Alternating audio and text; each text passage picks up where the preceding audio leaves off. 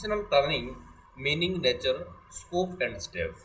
In this video, we are going to discuss meaning, nature, scope, and steps of institutional planning.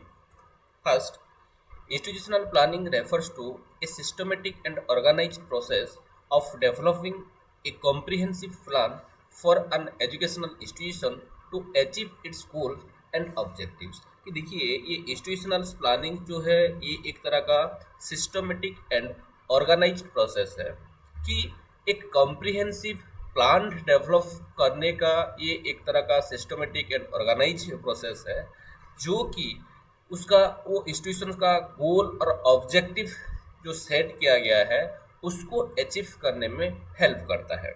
It involves analysis the current situation, identifying needs, setting priorities, and formulating strategy to improve the overall functioning and effectiveness of the institution.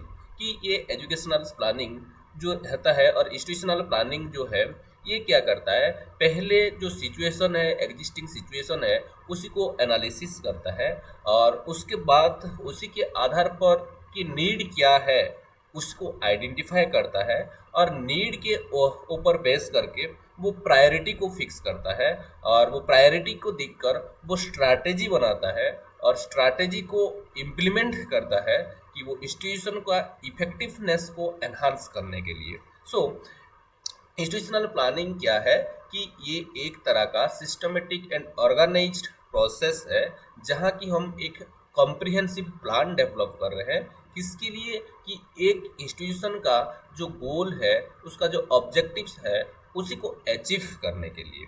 और ये यहाँ पहले हम क्या कर रहे हैं, पहले उसका जो करेंट एग्जिस्टिंग स्टेटस है उसी को एनालिसिस कर रहे हैं और एनालिसिस से हमको जो उसका नीड है आइडेंटिफाई कर रहे हैं, उसका नीड आइडेंटिफाई कर रहे हैं. नीड के बेसिस पर हम क्या कर रहे हैं कि कौन सा नीड ज़्यादा प्रायोरिटीज है उसको प्रायोरिटीज हम फिक्स कर रहे हैं.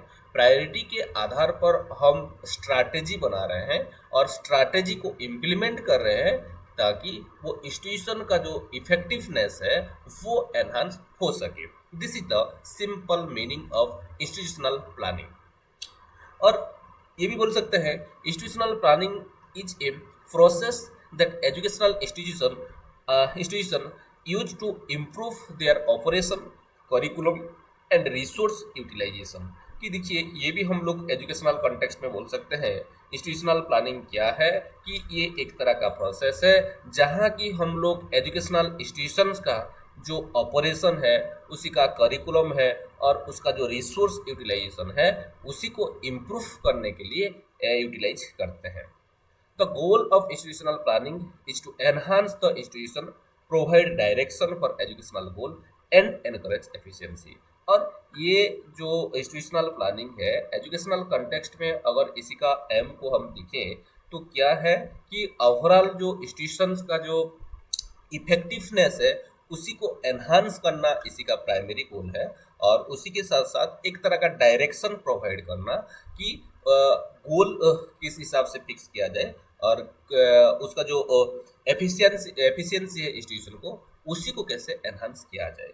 हो गया. This is all about the meaning of institutional planning in education. Next अगर हम देखें कुछ की एस्पेक्ट जो कि इंस्टीट्यूशनल प्लानिंग में देखने के लिए मिलता है, एक तो एनालिसिस, दूसरा वाला सर्वे, तीसरा वाला improvement, next implementation and evaluation. So these are the some of the key aspect which always we see in institutional planning. और एनालिसिस का बात जब कर रहे हैं ये इंस्टीट्यूशनल प्लानिंग का फर्स्ट स्टेप होता है जहाँ की हम क्या करते हैं कि वो एग्जिस्टिंग से जो सिनारियो है उसी को हम एनालिसिस करते हैं. ओके. और उसके बाद हम सर्वे जो है ये भी एक बहुत ही क्रूशियल एस्पेक्ट है इंस्टीट्यूशनल प्लानिंग का और इसी के थ्रू हम लोग को जो कम्युनिटी का जो रिसोर्स है ओके उसी को हम सर्वे करते हैं. नेक्स्ट इम्प्रूवमेंट जो है इसमें एक इंस्टीट्यूशन का कैसे इम्प्रूव हो पाएगा उसी हिसाब से हम लोग प्रोग्राम बनाते हैं. नेक्स्ट इम्प्लीमेंटेशन का मतलब ये है कि वो इंस्टीट्यूशनल प्लानिंग जो किए हैं, जो एक प्लान बनाए हैं उसी को इम्प्लीमेंट करते हैं. और लास्ट है evaluation. So these are some of the crucial aspect which always involve in institutional planning. Next, objectives of institutional planning. देखिए दोस्तों, हम थोड़ा ये ऑब्जेक्टिव को डिस्कशन करते हैं। फर्स्ट जो है, to impart realism and concreteness to educational planning.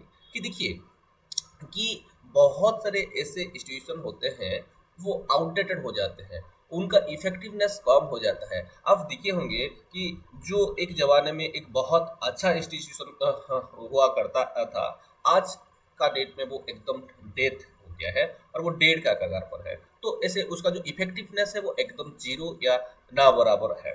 तो ये क्यों है? क्योंकि जो कंटेम्पोररी सोसाइटी है उसी के हिसाब से जब हम लोग वो इंस्टीट्यूशंस को प्लान नहीं करेंगे, तब उसी का जो इफेक्टिवनेस है वो धीरे धीरे धीरे धीरे धीरे धीरे घटता जाएगा।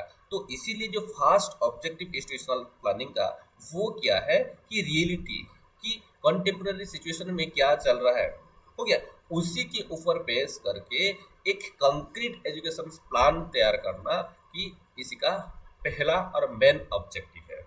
Next, to develop a comprehensive program for the improvement of educational system by optimally utilizing available resources।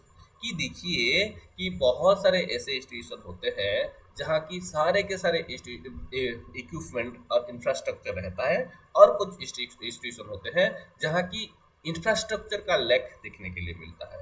लेकिन अगर उसका इफेक्टिवनेस का बारे में देखें तो यहाँ चार तरह का सिचुएशन क्रिएट होता है कि जहाँ अच्छा इंफ्रास्ट्रक्चर है वो वहाँ का इफेक्टिवनेस अच्छा रहता है, जहाँ का अच्छा इंफ्रास्ट्रक्चर है वो इफेक्टिवनेस अच्छा नहीं रहता है, और ठीक ऐसे हम लोग कम इंफ्रास्ट्रक्चर और जहाँ की इंफ्रास्ट्रक्चर सही नहीं है उसी में भी इस तरह का हाइपोथेसिस हम लोग जनरेट कर सकते हैं।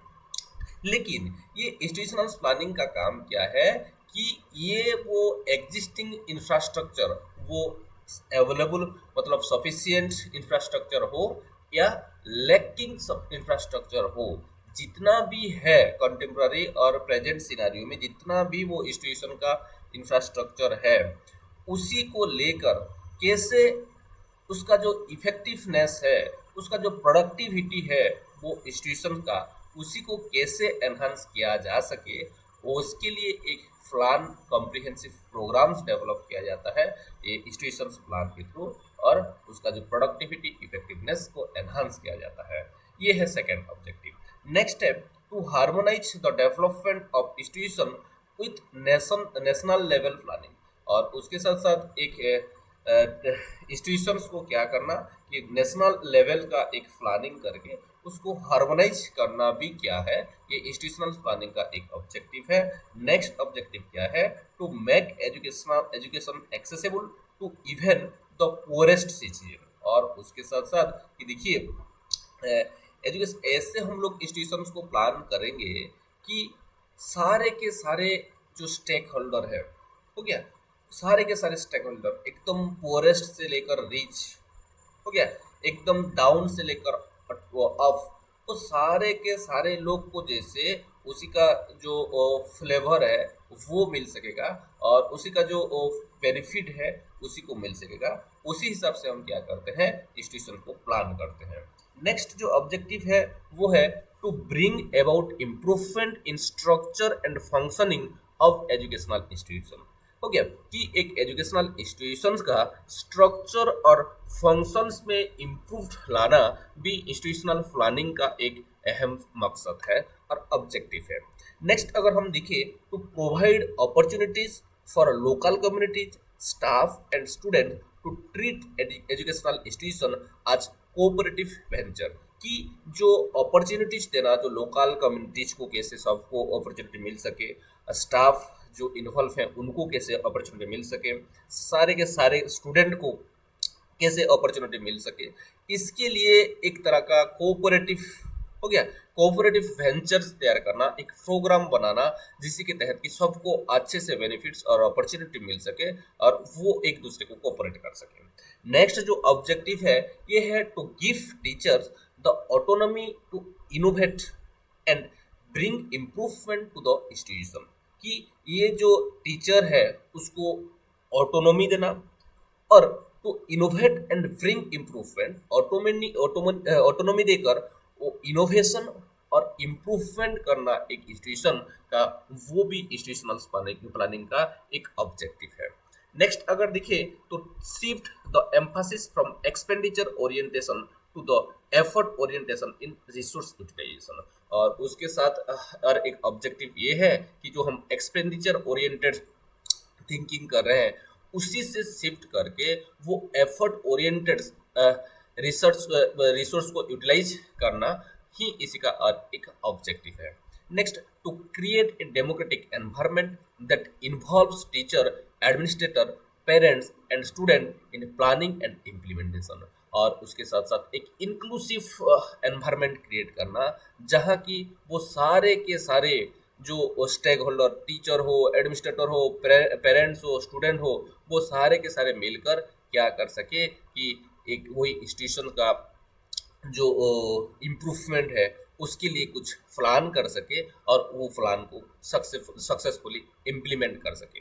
ये भी एक ऑब्जेक्टिव है इंस्टीट्यूशनल प्लानिंग का। Next, to provide stability and proper direction to the functioning of the institution. हो गया कि देखिए बहुत सारे ऐसे इंस्टीट्यूशन है जो जिनका कि फंक्शनिंग एकदम जीरो रहता है और एकदम बहुत गंदा रहता है, और वो सारे के सारे इंस्टीट्यूशन को एक तरह का प्रॉपर डायरेक्शन प्रोवाइड करके उसका प्रोडक्टिविटी, उसका फंक्शनिंग में इम्प्रूवमेंट लाना भी ये इंस्टीट्यूशनल प्लानिंग का एक ऑब्जेक्टिव है।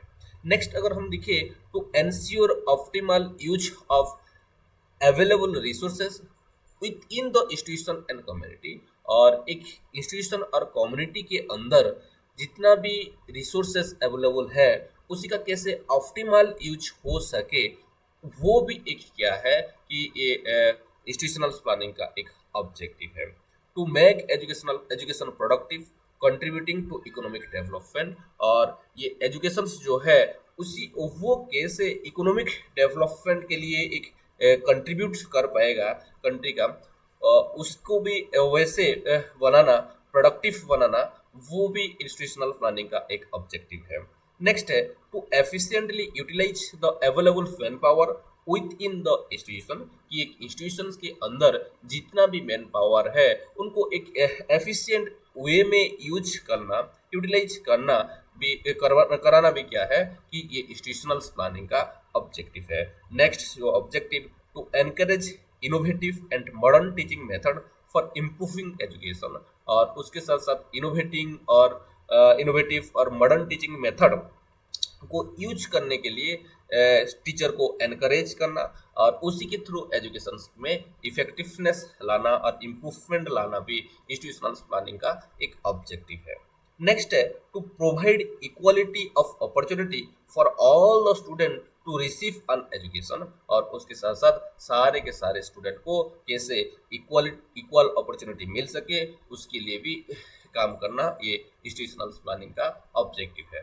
तो ये तो था सारे के सारे ऑब्जेक्टिव ऑफ इंस्टीट्यूशनल प्लानिंग। लेकिन अगर हम देखे इसी का ऑब्जेक्टिव वो किसी का ओरिएंटेड है कि एक इंस्टीट्यूशन का कैसे इफेक्टिवनेस एनहांस होगा, इसी के ऊपर ये काम करता है। दूसरा वाला चीज क्या है कि वहाँ जितना स्टेक होल्डर है कैसे वो सारे के सारे इंक्लूसिवली इन्वॉल्व हो सके, हो गया, और इंस्टीट्यूशन को प्रोडक्टिव बना सके, ये था दूसरा वाला ऑब्जेक्टिव। और तीसरा वाला ऑब्जेक्टिव ये है कि जितना भी स्टेक होल्डर एक इंस्टीट्यूशन में काम कर रहे हैं उनको कैसे ऑप्टिमम्स और एकदम टफ लेवल का बेनिफिट वो इंस्टीट्यूशन का मिल सके, वो है एक एजुकेशनल ऑब्जेक्टिव। और उसके लिए उसके साथ साथ एक इंस्टीट्यूशन का जो इफेक्टिवनेस है, इम्प्रूवमेंट है, वो लाना इसी का ओवरऑल ऑब्जेक्टिव। नेक्स्ट अगर इसी का नेचर ऑफ एजुकेशनल इंस्टीट्यूशंस को दिखे तो बहुत सारे तो नेचर हैं, लेकिन उनमें से मैं कुछ को इंक्लूड किया हूँ। और जो सबसे पहले आया है वो है कॉम्प्रिहेंसिव एंड इंक्लूसिव। हो गया, ये एजुकेशनल इंस्टीट्यूशनल प्लानिंग जो होता है वो कॉम्प्रिहेंसिव होता है और उसी के साथ साथ इंक्लूसिव भी होता है। कॉम्प्रिहेंसिव कैसे होता है कि एक इंस्टीट्यूशन का वो सारे के सारे एस्पेक्ट को इंस्टीट्यूशनल प्लानिंग में क्या किया जाता है, इंक्लूड किया जाता है, जैसे कि उसका एकेडमिक, एडमिनिस्ट्रेशन, फाइनेंस, हो गया, इंफ्रास्ट्रक्चरल डायमेंशन, वो सारे के सारे जो डायमेंशन है उसको इंटीग्रेट किया जाता है। इसके लिए इसको क्या बोला जाता है कि ये इंस्टीट्यूशनल प्लानिंग जो है वो कॉम्प्रिहेंसिव प्लानिंग है। और उसके साथ साथ इसी को इंक्लूसिव बोला जाता है क्योंकि इसी में वो सारे के सारे स्टेक होल्डर जो है, वो पेरेंट्स हो या टीचर, एडमिनिस्ट्रेटर हो या कम्युनिटी, स्टूडेंट हो या टीचर, वो सारे के सारे जो स्टेक होल्डर हैं उनको भी यहाँ क्या किया जाता है, इंक्लूड किया जाता है। और इसलिए इंस्टीट्यूशनल प्लानिंग को क्या बोला जाता है कि कॉम्प्रिहेंसिव एंड इंक्लूसिव प्लानिंग बोला जाता है। नेक्स्ट, ये इंक्लूसिव इंस्टीट्यूशनल प्लानिंग जो है ये बहुत फ्लेक्सिबल रहता है और उसी के साथ साथ एडेप्टिव रहता है। कि देखिए, ये इंस्टीट्यूशनल प्लानिंग का जो फर्स्ट स्टेप ही रहता है वो analysis of existing situation, existing need हो गया। ये इंस्टीट्यूशनल प्लानिंग बहुत डायनामिक और जो एडेप्टेबल रहता है और ये सर्कमस्टेंसेस का हिसाब से चेंज होता रहता है। एमर्जिंग जो नीड है उसी को एक इंस्टीट्यूशन से एडप्ट कराता है और उसके साथ साथ वो चैलेंजेस जो है उसी को ओवरकम करने के लिए स्टेप लेता है और इसीलिए ये क्या रहता है, बहुत फ्लेक्सिबल और एडप्टिव रहता है। हो गया। नेक्स्ट अगर नेचर दिखे तो वो है कॉन्टिन्यूस प्रोसेस। कि देखिए, ये इंस्टीट्यूशनल प्लानिंग जो है ये एक्चुअल्स में कंटिन्यूस प्रोसेस। अगर कोई इंस्टीट्यूशन बिना प्लानिंग पर चल रहा है तो उसका जो इफेक्टिवनेस है वो एकदम जीरो हो जाता है। इसीलिए हर एक इंस्टीट्यूशन जो चल रहा है रेगुलरली वो कंटिन्यूसली कुछ ना कुछ प्लानिंग कर रहा है। नेक्स्ट अगर हम देखें तो goal oriented and future focused.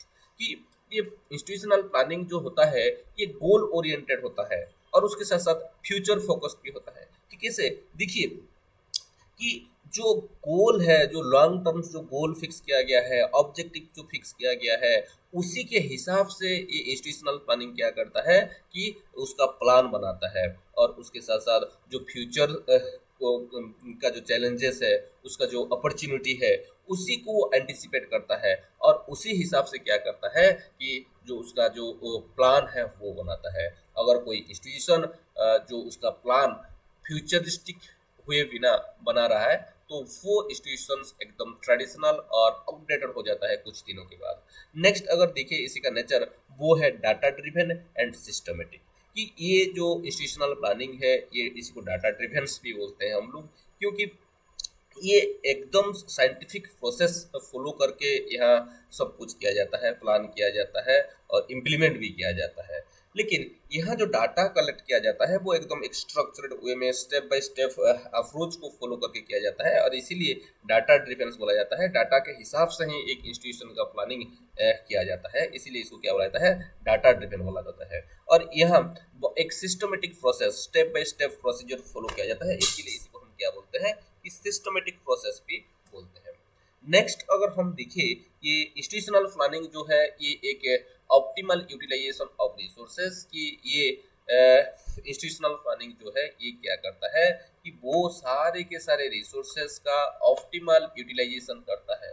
वो ह्यूमन रिसोर्स हो या फाइनेंशियल रिसोर्स हो या मटेरियल रिसोर्सेस हो, कैसे उसका ऑप्टिमम ऑप्टिमम यूज किया जा सके कि वो इंस्टीट्यूशन का जो गोल है, जो ऑब्जेक्टिव है, उसी को अचीव करने के लिए। हो गया। ये इसके लिए भी काम करता है और इसीलिए ये इंस्टीट्यूशनल प्लानिंग का जो नेचर क्या है वो ऑप्टिमल यूटिलाइजेशन ऑफ रिसोर्स भी है। Next, collaborative and democratic. कि देखिए, एक इंस्टीट्यूशनल प्लानिंग जब किया जाता है ये ऑटोक्रेटिक नहीं हो सकता, ये ऑथोरिटेरियन नहीं हो सकता। यहाँ क्या होता है, कोलैबोरेटिव होता है। यहाँ सारे के सारे स्टेक होल्डर जो है वो इन्वॉल्व रहते हैं और एक डेमोक्रेटिक वे में क्या करते हैं, वही प्लानिंग को वो करते हैं और उसके साथ साथ उनका जो प्लान को एग्जीक्यूट करते हैं। और ये जब करते हैं तब क्या करता है कि ये टीम वर्क, कोऑपरेशन हो गया और शेयर ऑफ रेस्पॉन्सिबिलिटी का जो एक सेंस, ये एक दूसरे को शेयर करता है और इस तरह का क्वालिटी डेवलप होता है। तो इसीलिए ये जो कोलैबोरेटिव ऑफ डेमोक्रेटिक, ये क्या है, इंस्टीट्यूशनल प्लानिंग का एक नेचर है। नेक्स्ट अगर हम देखिए, student centric and community oriented. Institutional planning आज का डेट में जितना भी प्लानिंग कर रहा है वो सारे के सारे प्लान का जो सेंटर है वो स्टूडेंट है, नहीं तो कम्युनिटी है। कि एक स्टूडेंट का नीड, इंटरेस्ट, रेडीनेस क्या है, कितना है, और एक कम्युनिटी का डिमांड क्या है, कम्युनिटी का नीड क्या है, उसी के हिसाब से ही हम क्या करते हैं कि एक इंस्टीट्यूशन का प्लान और इंस्टीट्यूशनल प्लानिंग हम करते हैं। Next, enhancement and innovation driven. Enhancement and innovation driven, कि ये प्लानिंग जो है ये क्या करता है, कंटिन्यूअसली इम्प्रूव करता है एक इंस्टीट्यूशन को, एक इंस्टीट्यूशन में जो टीचिंग लर्निंग प्रोसेस चल रहा है उसी को, और उसके साथ साथ वहाँ बहुत सारे इनोवेशंस लेकर आता है, हो गया।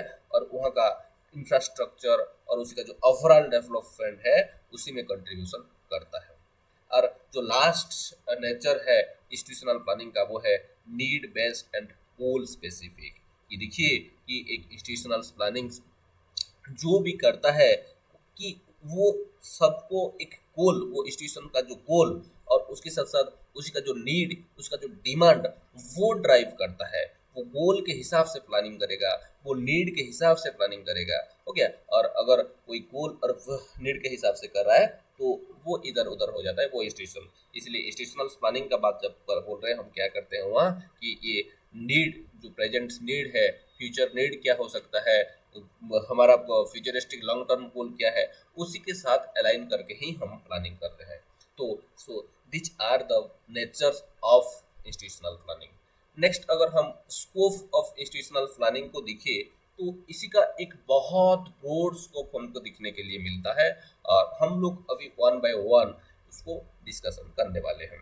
और सबसे पहले जो आता है वो है एकेडमिक प्लानिंग, और एकेडमिक प्लानिंग के अंदर आता है हमारा curriculum development and revision, innovations and teaching innovation, innovative teaching learning methodology, assessment and evaluation system, research and development initiative, faculty development program, in-service teacher training program, workshop, seminar, refresher courses, ये सारे के सारे जो है इसी में क्या किसी का जरूरत पड़ता है कि एक इंस्टीट्यूशनल प्लानिंग का जरूरत पड़ता है।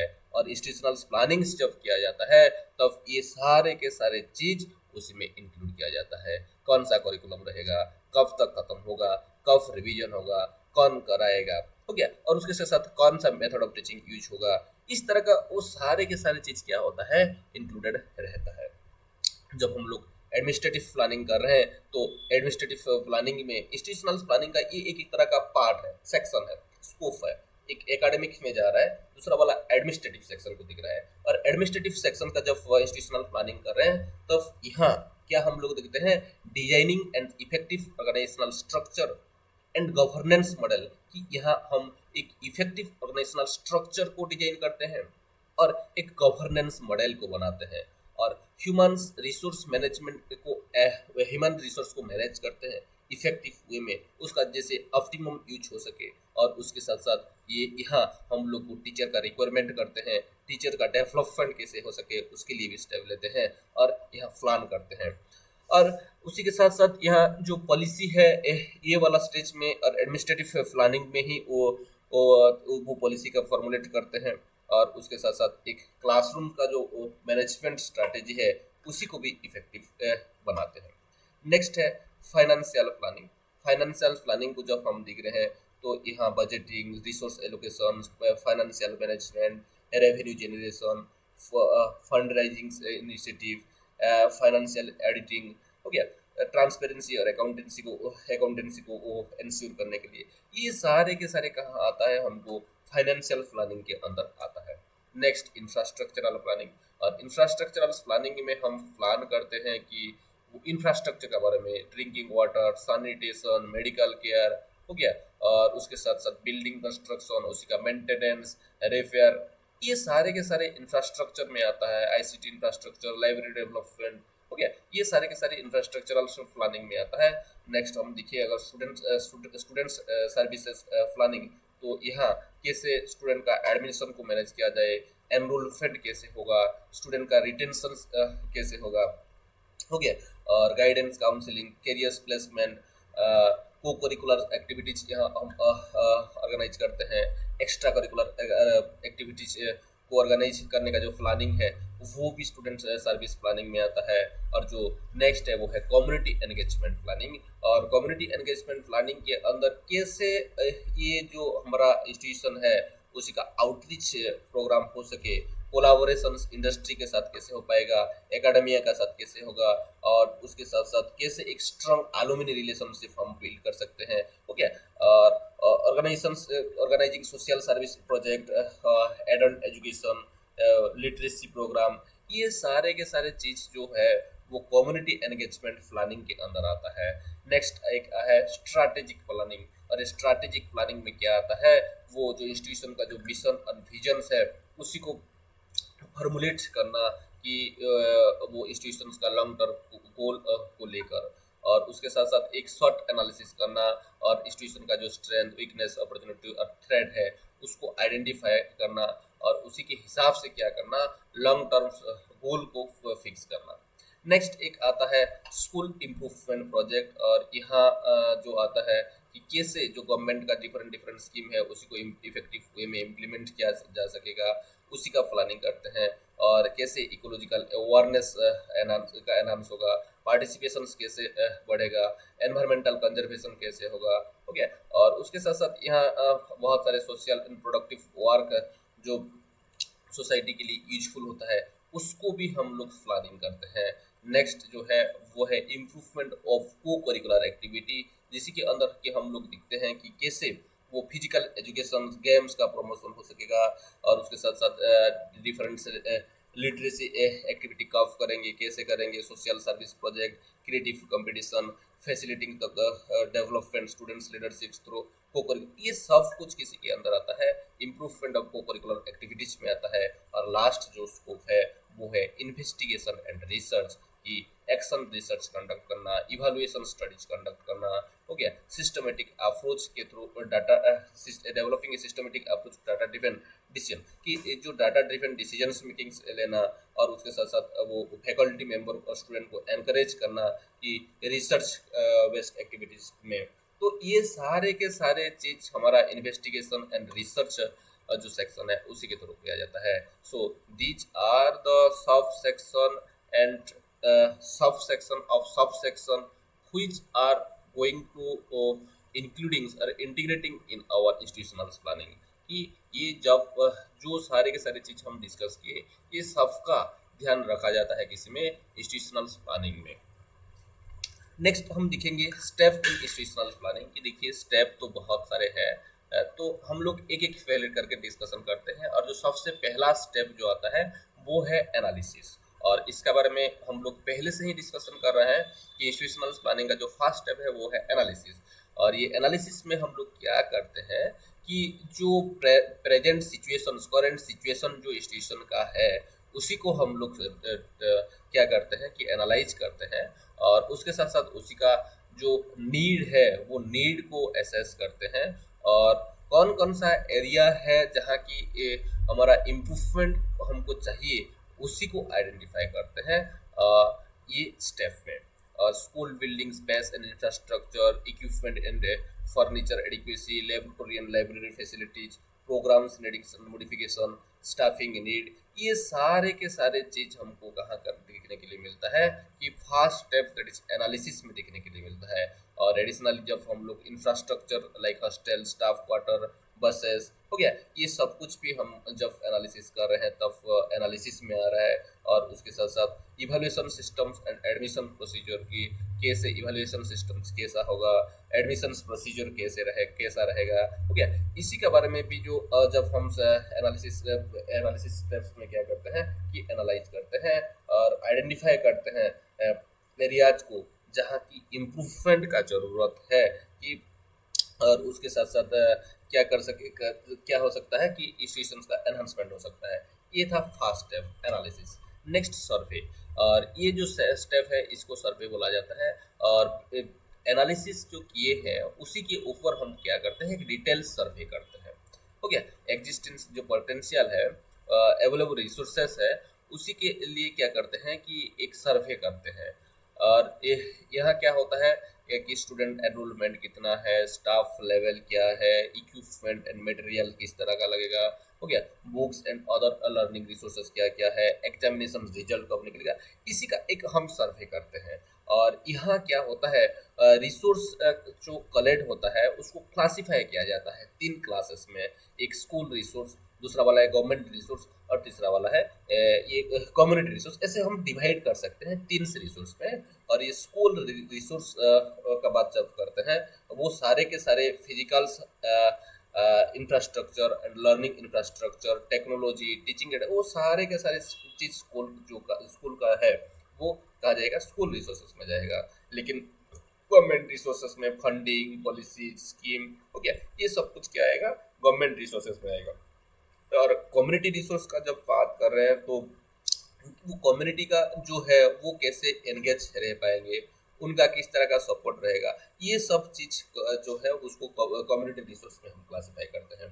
तो फर्स्ट गया एनालिसिस, दूसरा वाला गया सर्वे, जब तीसरा वाला आ रहा है तब हो रहा है इम्प्रूवमेंट प्रोग्राम डेवलपमेंट।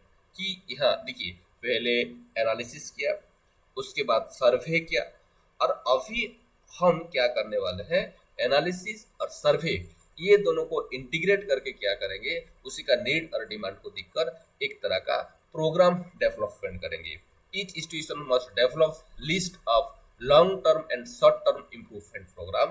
कि यहाँ कि हम क्या करते हैं, कुछ शॉर्ट टर्म प्रोग्राम बनाते हैं और उसी के साथ साथ लॉन्ग टर्म प्रोग्राम भी यहाँ हम बनाते हैं, जहाँ की स्पेसिफिक गोल्स को ठीक सेट करना, ऑब्जेक्टिव बनाना, फाइनेंशियल इम्प्लीकेशन, रिसोर्स रिक्वायरमेंट इसी को तय करना, और जो टास्क है उसका एक टाइमलाइन बनाना, और जो आउटकम्स है उस एक्सपेक्टेड आउटकम को ड्रॉ करना, और उसके साथ साथ सक्सेस इंडिकेटर को भी बनाना इसी के अंदर आता है।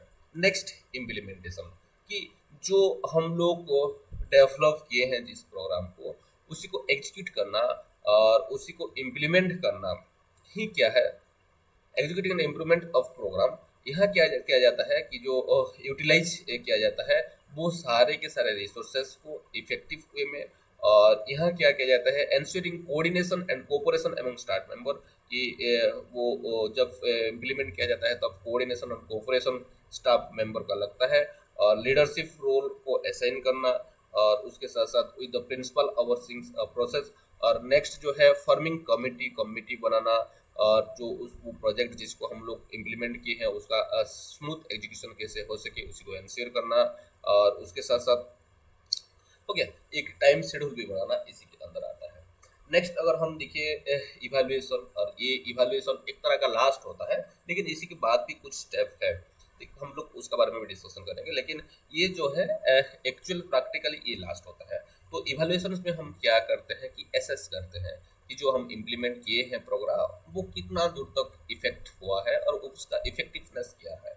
यहाँ हम लोग देखते हैं कि जो गोल सेट किए थे, जो ऑब्जेक्टिव सेट किए थे, तो वो कितना दूर तक हमको मीट कर पाए और हम मीट कर पाए हैं और उसको अचीव कर पाए हैं।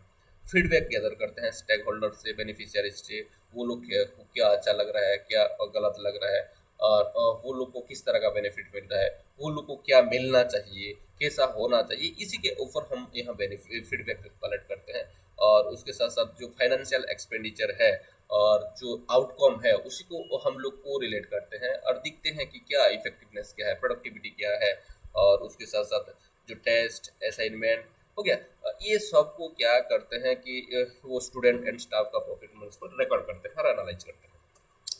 नेक्स्ट जो है वो है फीडबैक एंड रिवीजन। हम लोग इवैल्यूएशन तो कर लिए, इवैल्यूएशन करने के बाद once the evaluation results are in, the institution must analyze the outcome, gather feedback from various stakeholders and make any necessary adjustment।